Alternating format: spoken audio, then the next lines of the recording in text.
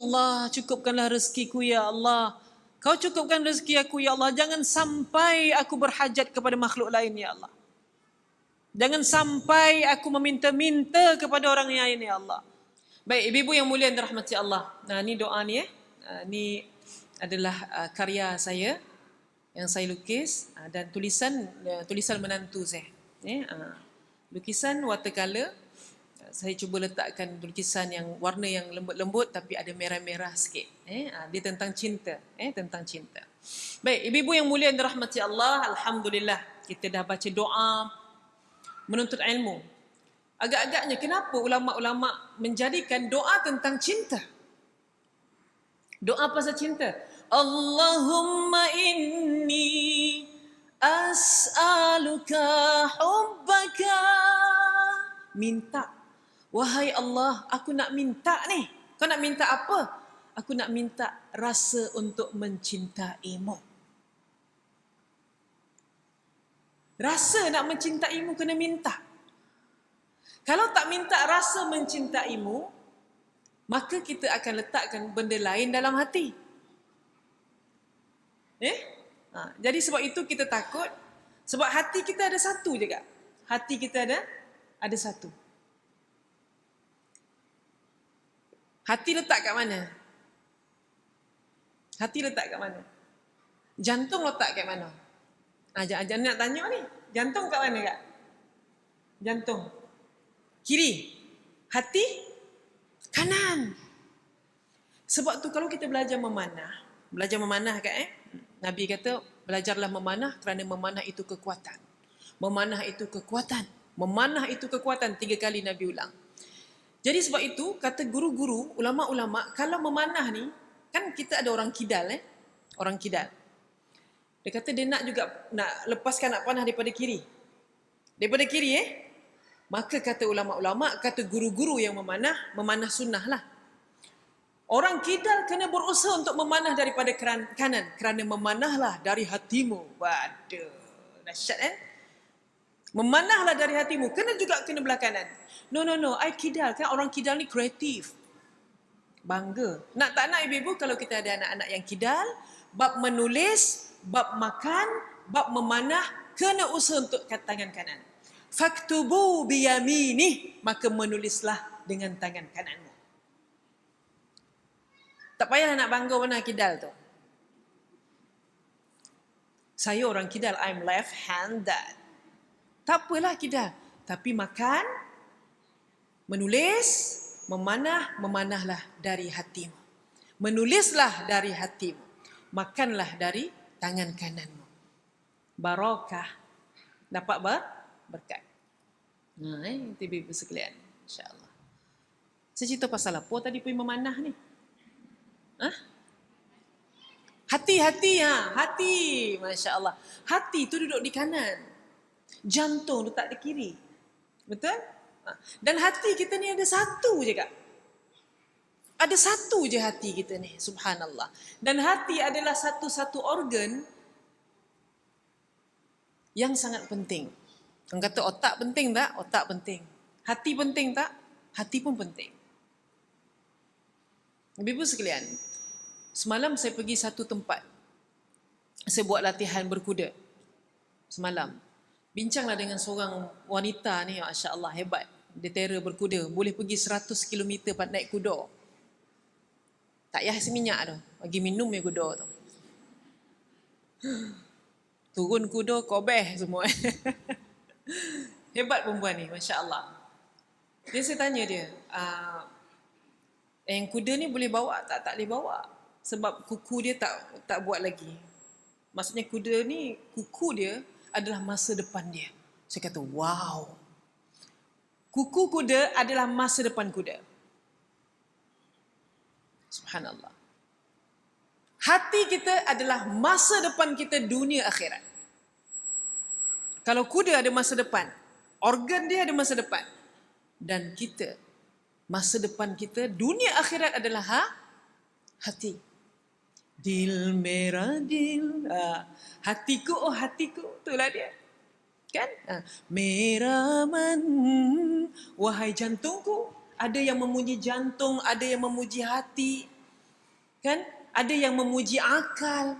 Dan organ yang paling penting yang disebut oleh Nabi sallallahu alaihi wasallam adalah hati. Subhanallah. Sebab itu ibu sekalian, kalau kita tengok dalam satu firman Allah dalam surah Allahumma salli ala Sayyidina Muhammad. Surah Asy-Syams. Surah Asy-Syams. Bismillahirrahmanirrahim. Wasyamsi wa duhaha. Wasyamsi wa duhaha. Beza tu kan? Wasyamsi wa duhaha. Demi matahari. Allah, dia akan bersumpah dengan makhluk yang hebat. Dengan makhluk yang hebat-hebat makhluk. Maka Allah ambil dia untuk Allah bersumpah. Demi matahari. Maksudnya matahari itu hebatlah. Cuba matahari minta cuti. Dan tak nak kerja 2 hari. Yang tak kau lah. Kolap-kolap lah kau. Pernah tak matahari minta cuti? Tak. Sebab matahari ni hebat. Sebab yang mencipta dia hebat. Kadang-kadang orang kagum dengan matahari. Kan? Maka banyak lagu-lagu memuji matahari. Nuri syams, na memuji matahari. Dan Allah bersumpah demi matahari dan demi cahaya yang diterangkan. Kan? Hebat Quran kan? Masya Allah. Wal qamari idza talaha. Dan demi bulan dan apa-apa yang mengiringi je. Bulan dia berpusing mengikut orbitnya. Betul? Matahari juga berpusing ikut orbit dia. Allah suruh kita fikir, bukan sesaja nak sebut. Dia ada orbit dia. Kalau dia lari sikit je, 0.0.0.1 daripada orbit matahari, kiamat. Macam tu juga dengan bulan. Lagi? Wal qamari idza talaha. Lagi? Wan nahari idza jallaha. Dan demi siang apabila dia menerangi. Lagi? Hafal tak surah tu, ibu-ibu? Wasyamsi wa duhaha wal qamari idza talaha wan nahari idza jallaha. Ada satu lagi ayat dia, wa nafsin wa ma sawaha. Demi jiwa dan penyempurnaan dia. Itulah hati. Jiwa. Demi jiwa dan penyempurnaannya. Maksudnya ibu-ibu sekalian, ini beza manusia dengan makhluk lain. Allah bagi kita jiwa, maka Allah bersumpah dengan hati kita. Allah bersumpah dengan jiwa, soul. Maka tidak mustahil lah. Kadang-kadang orang tengok orang susah, dia kata, ya Allah kesian, kesian. Rasa nak menolong. Sebab jiwa kita sempurna Allah ciptakan.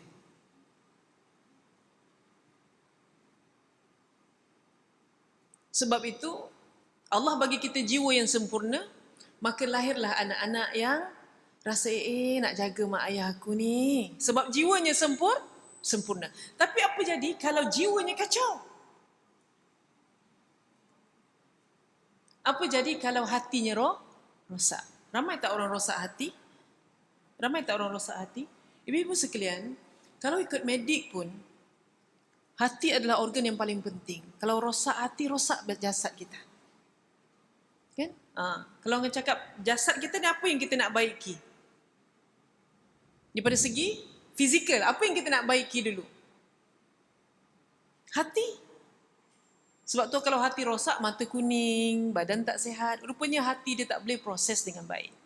Maka rawatlah hatimu. Subhanallah.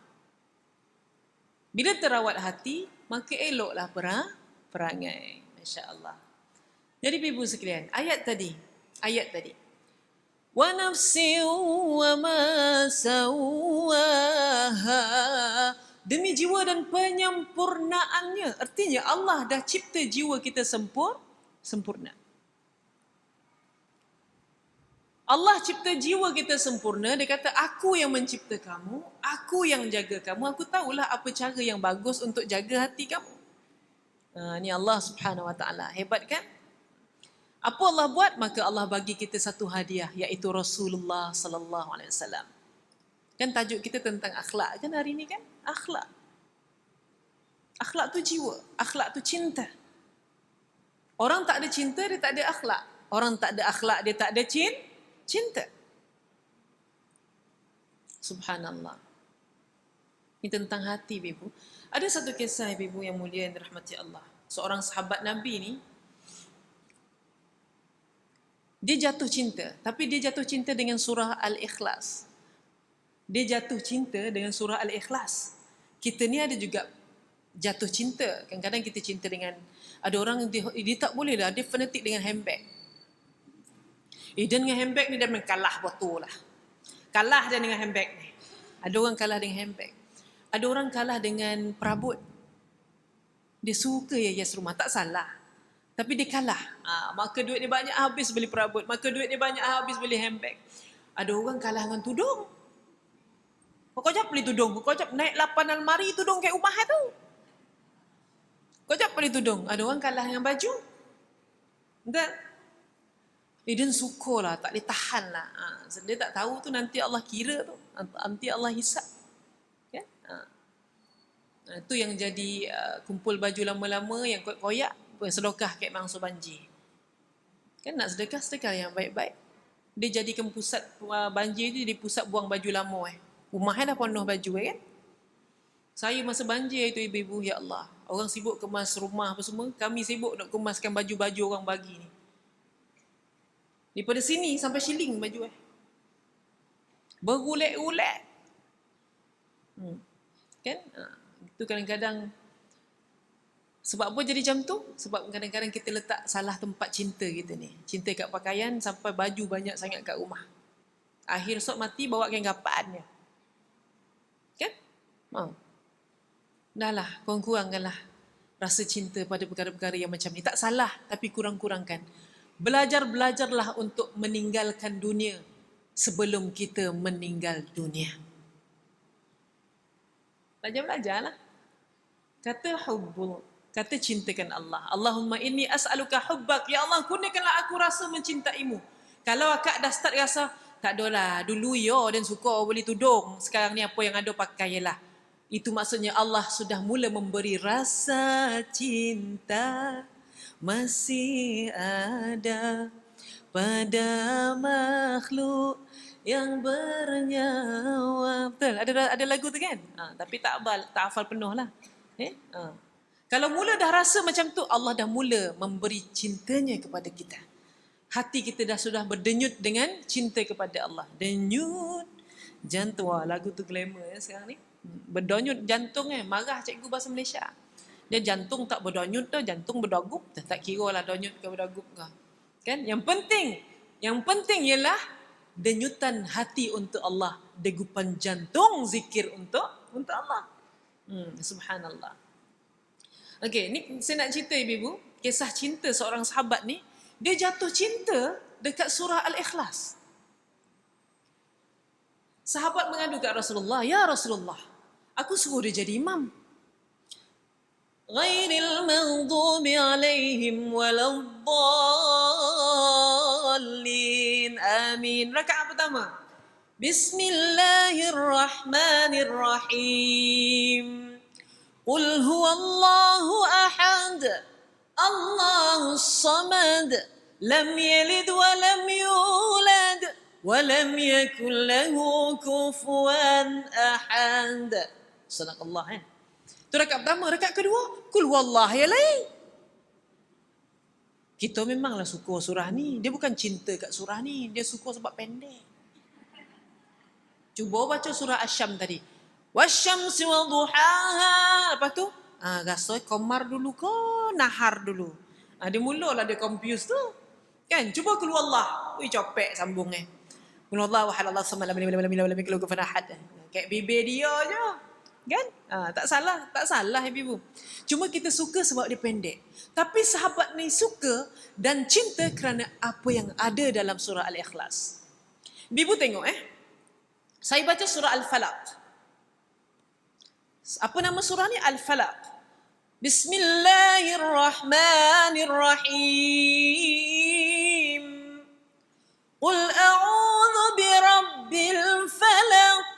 Oh, surah Falak. Tahu dah, memang ni surah Falak sebab sebut falak-falak tu.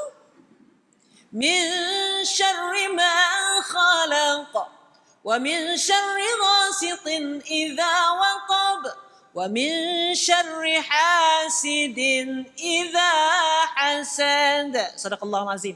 Itu surah apa? Falaq.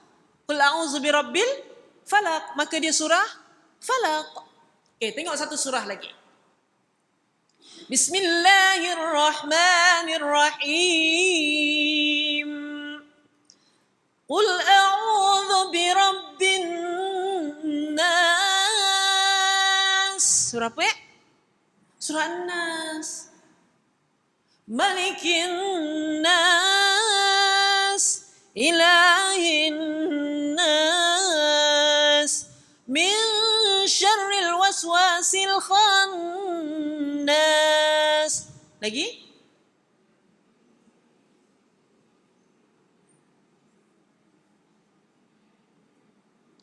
Yang ni pun copek sambung Minal jinnati wan nas. Sadaqallahul azim. Surah apa tadi? An-Nas. Okey, kita tengok satu surah kejap Surah Al-Falaq dengan surah An-Nas adalah dua surah yang dipanggil mau'izatain. Surah apa? Mau'izatain. Apa arti mau'izatain? Mau'izatain ialah dua surah ini surah yang dipanggil surah melindung diri. Selepas turun dua surah ini, Nabi tidak mengamalkan ayat-ayat yang lain untuk lindung diri. Dua surah ini cukup. Bosan surah ni. Kadang kita pun nak cari apa ayat nak baca surah Al-Anfal, apa ayat nak baca surah Al-Baqarah dan sekian-sekian kan. Rasulullah selepas turun dua ayat ini sahaja yang dia amal untuk melindung diri. Maka dia dipanggil mau'izatain. Jadi sebelum tidur boleh baca, nak keluar rumah boleh baca untuk lindung diri daripada kejahatan makhluk, daripada kejahatan binatang, daripada kejahatan manusia yang dengki dengan kita, daripada pandangan-pandangan yang hasad dengan kita. Pandangan yang hasad, ibu tahu pandangan hasad. Daripada ain orang pada kita, tahu ain? Ain ni adalah pandangan yang boleh menyebabkan kita sakit. Kan? Hatta kita tengok cermin ni. Kita cakap, ya Allah, comel rupanya aku ni. Lepas pergi fashion lagi lawa. Anda boleh sakit dengan takjub pada diri sendiri. Maka potong. Potong dengan apa? Qul a'udzu birabbin nas, qul a'udzu birabbil falaq. Potong dengan ayat Quran. Astaghfirullah, potong. Bismillah, masya-Allah. Masya-Allah, tabarakallah. Tengok orang comel budak ni kan? Balik budak tu domam deh. Itu ain. Maka Al-Falaq dengan An-Nas bagus untuk melindung diri. Baik ibu sekalian. Satu surah lagi. Kita tengok. Bismillahirrahmanirrahim. Qul huwallahu ahad. Mana ikhlas? Belum jumpa Allahus Samad. Surah Al-Ikhlas. Belum jumpa. Lam yalid wa lam yulad. Ada Ikhlas? Belum jumpa. Wa lam yakul lahu kufuwan ahad. Mana Ikhlasnya? Mana Ikhlasnya? Ya Ikhlas kitna Mana Ikhlasnya? Tak jumpa. Tadi qul a'udzu birabbin nas, surah An-Nas. Qul a'udzu birabbil falaq, al-falaq. Now, qul huwallahu ahad. Ada? Tak ada. Kita cuba lagi sekali dengan cara menyambungkan bismillah dengan surah Al-Ikhlas. Bismillahirrahmanirrahim. Qul huwallahu ahad. Ada? Tak ada juga. Dah sambung dah surah tu. Okey, cuba kita sambung daripada a'udzubillah, sambung bismillah, sambung qul huwallah. Jumpa tak Al-Ikhlas? A'udzu billahi minasy syaithanir rajim. Bismillahirrahmanirrahim. Qul huwallahu ahad. No dah. Mana ikhlas Ada tak? Tak ada. Mana? Artinya, ikhlas ini tak boleh nak cari. Dia duduk di hati. Saya bagi awak hadiah ni, ikhlas ni. Kau tahu kau ikhlas ke tak? Maka sebab itu, pulangkan ikhlas kepada Allah. Kita bagi orang, nak ucap apa? Taqabbalallah. Maka Allah terima. Kelas, cukup. Ibu-ibu, solat. Assalamualaikum warahmatullahi. Assalamualaikum warahmatullahi. Taqabbalallah ya Allah. Terimalah solat aku ya Allah. Aku ikhlas tahu ya Allah. Solat dia aku ikhlas. Tak payah sebut dah. Sebab tak jumpa mana ikhlas tu. Habis kita nak sebut apa? Taqabbalallah ya Rabb. Terimalah solat aku ni ya Allah. Agak-agak puasa, buka puasa. Kalau kita sembahyang jemaah, ada kawan-kawan, ada anak sebelah, salam, anak salam, taqabbalallah. Maka Allah terima solat engkau dan juga Allah terima solat aku juga. Buka puasa. Kan? Bismillahirrahmanirrahim. Taqabbalallah. Ada orang puasa, tapi puasanya dibalingkan ke mukanya. Ada orang solat, tapi solatnya dibalingkan ke mukanya. Betul? Habis kita nak buat apa? Taqabbalallah. Ya Allah, terimalah solat aku. Ini cerita akhlak kan? Akhlak tu datang dari hati. Ibu-ibu hidang air untuk suami. Hidang tak? Hidang. Selalu hidang biasa, hari ni hidang pakai gencu hidang Panjang muncungnya, abang minumlah abang. Dia buat-buat seksi kerana suami. Pek pahala tak? Ui, dapat. Tandai akak. Dapatlah. Pahala bukan hanya atas sejadah, ibu-ibu. Pahala bukan hanya atas sejadah. Layan suami juga pahala yang sangat besar. Jangan main-main. Kan? Akak tengah ngaji-ngaji, baca Quran, suami panggil. Lambek pergi kau, penlah tidur. Apa kau nak buat? Ceramahkan suami anda. Abang dah lah tak baca Quran. Ini surah Al-Mulk pun orang kubur tu tak? Saya nak baca, abang panggil tidur. Astaghfirullahalazim. Diceramah suami setengah jam, ceramah dia aja. Kan nak buat apa? Ceramahkan suami anda. B, pusing, pandang suami anda buat macam ni. Astaghfirullah. Dan C, baik abang, I'm coming. Dia tutup Quran. Padahal baru baca satu lengkok. Tutup Quran sebab suami dia panggil. Akak rasa? Entah ya tak tidak. Dia kata C, I'm coming. Dia kata. Kalau C lah jawapan akak, anda sudah mendapat syurga sebelum syurga. Jangan salah faham, orang perempuan ni kadang-kadang dia tiba, dia mabuk beramal. Dia ada masa itu. Dia ada masa dia lepas balik kuliah. Tak salah Kak, tak salah. Tapi jangan salah faham. Beramal tak salah. Yang salah, kita selalu salah faham. Dalam meletak amal yang mana satu penting, yang mana satu tak penting. Yang mana satu wajib, yang mana satu sunat. Bila salah faham meletak amal, dia sangka dapat syurga, tapi dia tengah tumpah neraka. Dia kena hati-hati. Pergi kuliah rajin. Kan? Dengar ceramah bukan main. Masya Allah, bagus. Menuntut ilmu, Masya Allah. Tapi yang salah tu bila kat rumah tu. Itu yang salah. Bila salah faham meletak amal, dia sibuk baca Quran, nak sembahyang tahajud 20 rakaat hari ni, Masya Allah. Dia nak zikir, dia dah boleh tasbih datang Yaman. 1000 butir boleh. Senyam sampai setua, tasbih Subhanallah. Sampaikan suami dia, asing tempat tidur dengan dia. Dia minta asing, bang, kita mulalah tidur berasing bang, dah pencen-pencen ni. Tak ada nak buat apa ni bang. Kubur dah panggil, rumah dah kata poi, kubur dah kata mari bang. Kita beramal lah bang, suami Maka mereka startlah tidur berasingan. Dalam hati suami dia tidak reda. Tapi suami ni kan nak cakap banyak, takut kono ceramah. Yolah, pokok kek kau lah. Tahu tak pokok kek kau ni 9 ni, dia kata pokok kek kau tu ikat emu lah, ikat emu lah. Kan?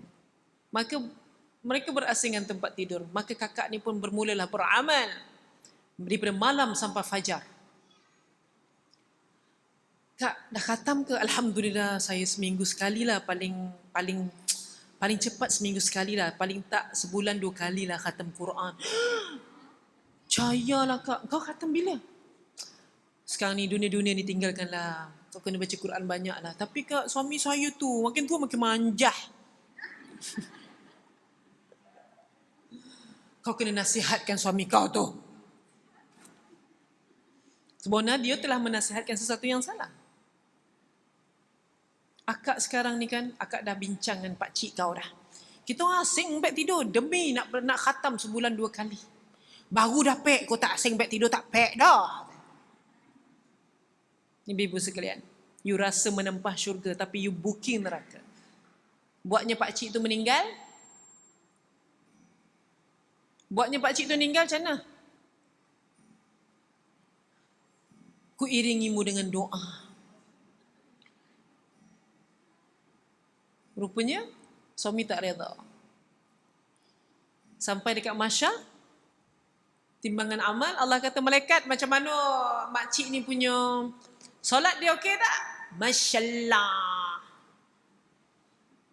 Solat fardu dia dahsyat, solat sunat masya-Allah, wa awabin 8 rakaat, sambung tahajud 20 rakaat, sambung baca Quran lagi, ya Allah. Tak, aku tak tanya yang sunat-sunat itu dan tanya yang fardu itu dia buat tak? Tapi Allah tak tanyalah macam ni kak, ni basuh saya ni. Wahai Allah, kalau sunat pun dah dahsyat, apatah lagi yang fardu, of course. 10 minit sebelum fardu, dia menunggu di atas sejadah. Masya Allah. Macam mana dengan puasa dia, wahai malaikat? Hui, makcik ni nama siapa ni? Oh, makcik Tima. Contoh. Puasa dia, semenjak dia dengar ceramah dan mengamalkan doa Nabi Daud, dia puasa selang sehari. Sebulan dia buat puasa Nabi Daud, imannya makin tinggi melebihi Nabi Daud. Dia puasa hari-hari. Kalah Nabi Daud kak? Suami dia ajak makan roti canai. Sorry abang, saya puasa. Jomlah temankan abang pergi sarapan sayang. Saya puasa abang. Abang boleh respect tak? Okey. Ya. Okey. Puasalah. Meninggal atuk tu. Dah lah menyosal tak teman ni kan roti canai. Sampai meninggal atuk tu. Lalu kat kedai roti canai, asal lalu yang menangis. Atuk kau lalu ajak roti canai ni, mak tak tahu manan. Dia lupa menggembirakan hati suami tu, pahala dia besar. Besar tak? Besar. Tapi roti canai je pun. Dengan roti canai tu kalau menggembirakan dia, silakan. Bang, dah tinggi dah naik bang. Besok makan capati lah bang ya. Yalah. Asalkan dia gembira. Dia bukan gembira kat roti canai tu, dia gembira kat akak toman tu. Lepas tu main pula suap-suap. Nak suap juga. Ish, buat perangai lah orang tua ni. Rupa besok meninggal deh. Padahal lah semalam minta suap. Bapak kau meninggal dah. Mak dia minta suap semalam. Mak tak adalah suap anda. Mak kata apa lah ngengado nak orang tua ni. Rupa meninggal deh. Suapkanlah kak. Jangan tunggu atuk tu sakit baru nak suap. Dah sakit dah. Tak pergi mana dah nyuap dengan orang tua ni. Jangan tunggu sakit baru nak suap. Masa sihat ni mainlah suap-suap. Satu untuk you, satu untuk kita. Akak, ini akhlak. Akhlak dengan suami. Ni dengan suami serius manjang. Hak dia minta, bang nafkah bulan ni lu bagi gigi. Transfer nanti dah transfer bagi tahu. Hak kita minta aja. Hak orang tak nak tunai. Kau marah dah cakap yo. Bismillah. Okey. Ibu-ibu yang mulia. Dia cerita pasal surah Ikhlas tadi, dia merapu ke mana pun ya kan. Tapi benda ni penting. Okey ibu. Jadi sahabat cakap, ya Rasulullah, dia ni rakaat pertama baca Ikhlas, rakaat kedua baca Ikhlas, kenapa tak baca surah-surah lain? Rasulullah pun tanya, dia panggil, kau mari sini sekejap. Betul ke kau buat macam tu? Jadi sahabat ni penjawab, ya Rasulullah, aku ni cinta sangat pada surah ini. Jatuh cinta pada surah Al-Ikhlas. Qul huwallahu ahad. Katakanlah wahai Muhammad bahawa Allah ini satu. Allahu samad. Sesungguhnya Allah ini adalah tempat bergantungmu. Tempat bergantung. Tempat minta tolong. Hasbunallah wa ni'mal wakil. Ni'mal maula wa ni'man nasir. Hasbunallah wa ni'mal wakil. Ni'mal maula wa ni'man nasir. Hasbunallah wa ni'mal wakil. Ni'mal maula wa ni'man nasir. Cukuplah Allah sebagai pelindung dan sebaik-baik penolong. Allahus Samad.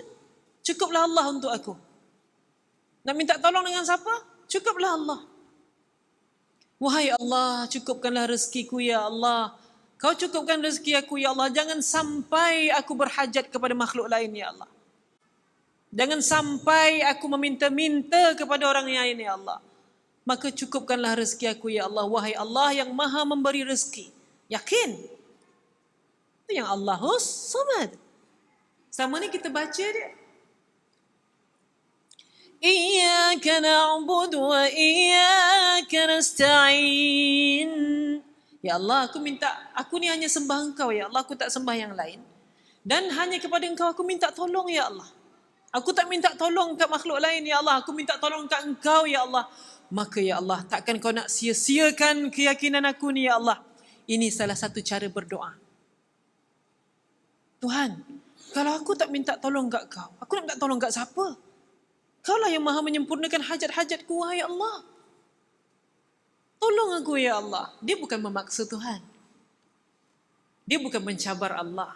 Cuma ni salah satu cara meminta. Allah Samad, lam yalid wa lam yulad. Tuhan ini tidak beranak dan juga tidak diperanakkan. Kita yakin Allah ni ahad. Dia tidak beranak dan tidak diperanakkan.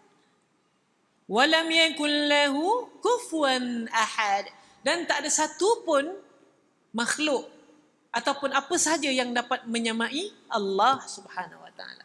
Subhanallah. Jadi sahabat tanya, betul ke kau baca surah ni je? Betul. Aku jatuh cinta dengan Al-Ikhlas. Jatuh cinta dengan Al-Ikhlas.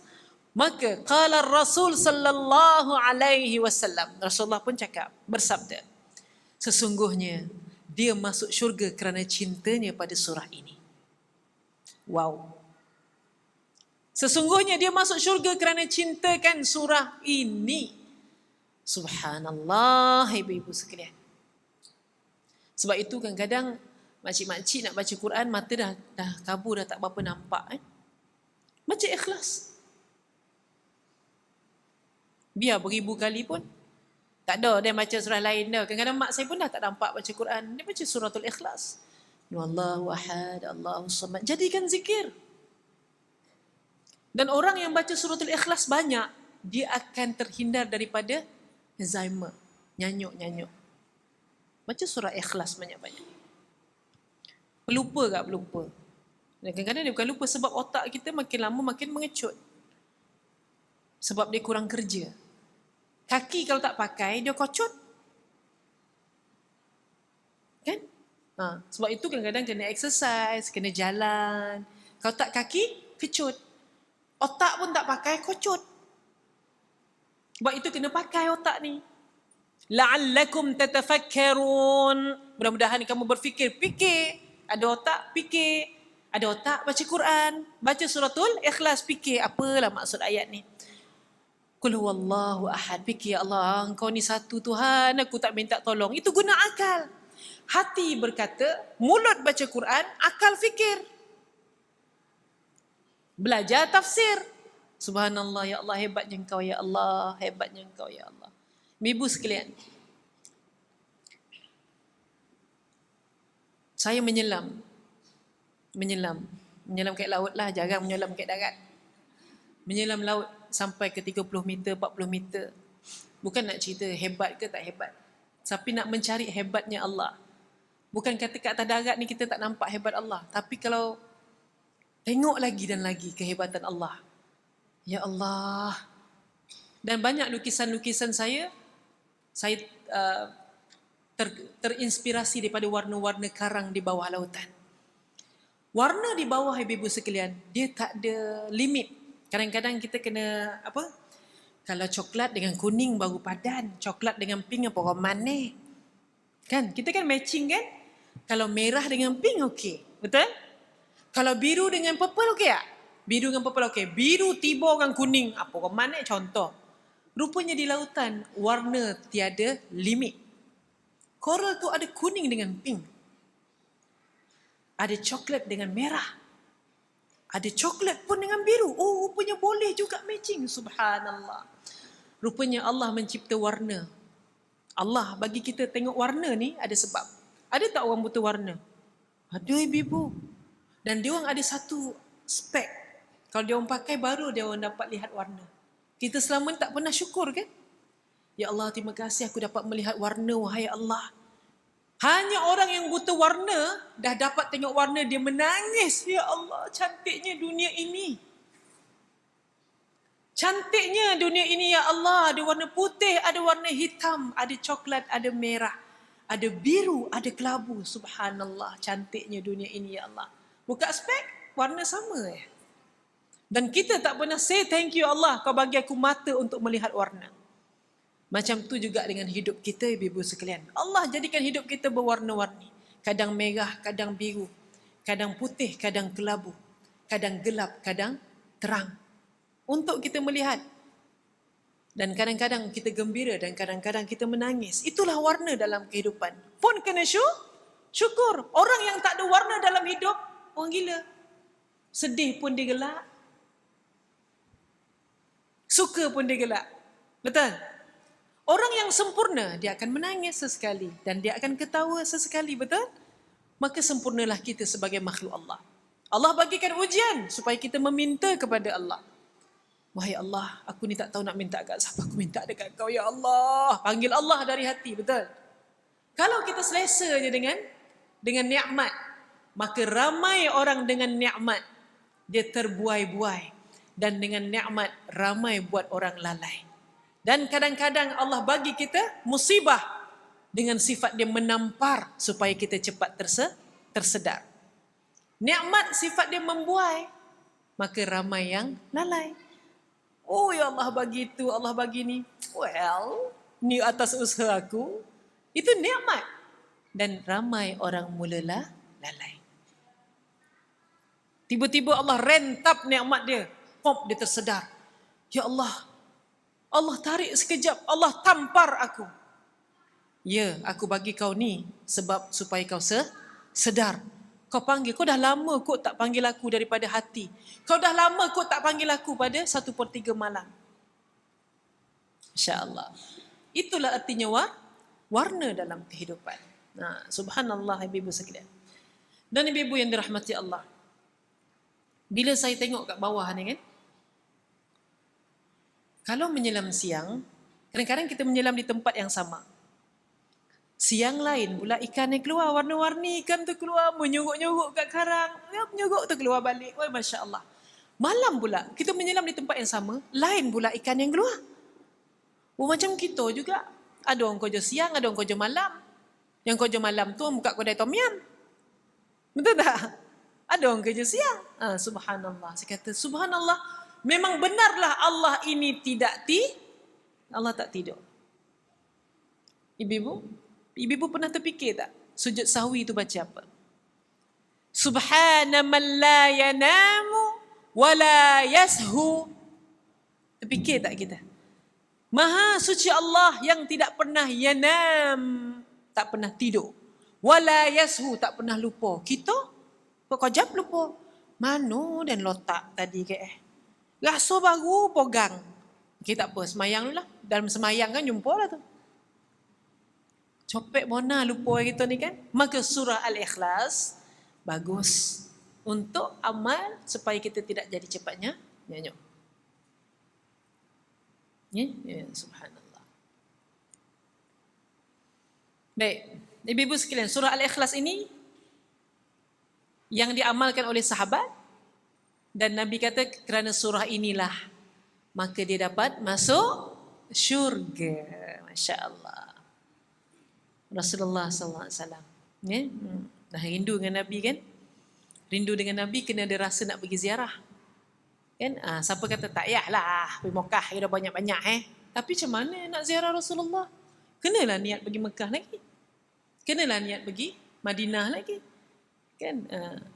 Sudah lama hati merindu pada kekasih yang satu. Bilakah masa akan bertemu dengan kekasih agungmu? Kekasih agungmu tu siapa? Rasulullah. Kekasih Allah. Kakiku kan terus melangkah menuju ke bumi Madinah, selangkah demi selangkah. Sampaikanlah kami ya Allah, hamko bolana ya Rasulullah, hamko bolana ya Habiballah. Undanglah kami ya Rasulullah,